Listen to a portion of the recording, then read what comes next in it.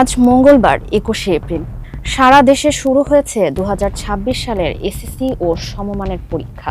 প্রতিযোগিতামূলক এই পরীক্ষায় অংশ নিতে সকাল থেকে শিক্ষা প্রতিষ্ঠানগুলোর সামনে ভিড় জমিয়েছে কয়েক লাখ শিক্ষার্থী। যানজট ও অনাকাঙ্ক্ষিত ভোগান্তি এড়াতে সকাল ৮:৩০টার মধ্যেই কেন্দ্রে প্রবেশের নির্দেশনা দেওয়া হয়েছে। পরীক্ষার্থীদের চোখে মুখে ছিল পরীক্ষা নিয়ে উদ্বেগ। এবারের পরীক্ষায় অংশ নিচ্ছে প্রায় ১৮.৫ লাখ শিক্ষার্থী। পরিসংখ্যান অনুযায়ী গত বছরের তুলনায় পরীক্ষার্থীর সংখ্যা এবার প্রায় ৭৯,০০০ কমেছে। বিস্ময়কর তথ্য হলো ২ বছর আগে নিবন্ধন করেও প্রায় ৪.৫ লাখ শিক্ষার্থী এবারের পরীক্ষায় অংশ নিচ্ছে না।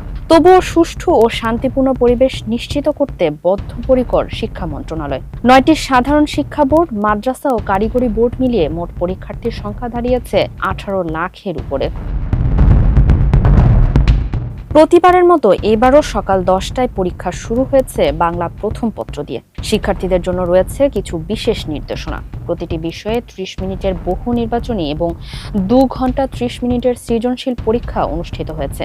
মাঝখানে কোনো বিরতি ছাড়াই পরীক্ষা সম্পন্ন করতে হবে।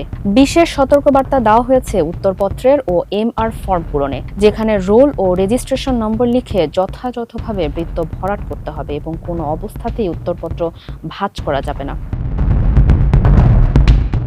এদিকে নকলমুক্ত পরীক্ষা ও প্রশ্ন ফাঁস রোধে এবার জিরো টলারেন্স নীতি ঘোষণা করেছে সরকার। শিক্ষামন্ত্রী আনম এহসানুল হক মিলন জানিয়েছেন, প্রতিটি পরীক্ষার্থীকে সৃজনশীল, বহু নির্বাচনী ও ব্যবহারিক অংশে পৃথকভাবে পাশ করতে হবে। তাত্ত্বিক পরীক্ষা শেষে আগামী ৭ জুন থেকে শুরু হবে ব্যবহারিক পরীক্ষা।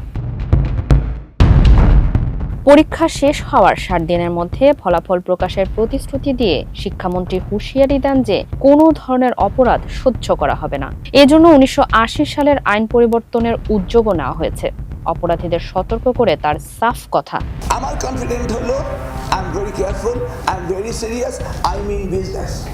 এই জন্য 1980 অ্যাক্ট পাল্টাচ্ছি যে আমরা যারা ক্রাইম করবে, ওই যে প্রশ্নটা করলো, তাদের বিরুদ্ধে আমরা ব্যবস্থা নেব। ফারিহা আহমেদ, মানবকণ্ঠ।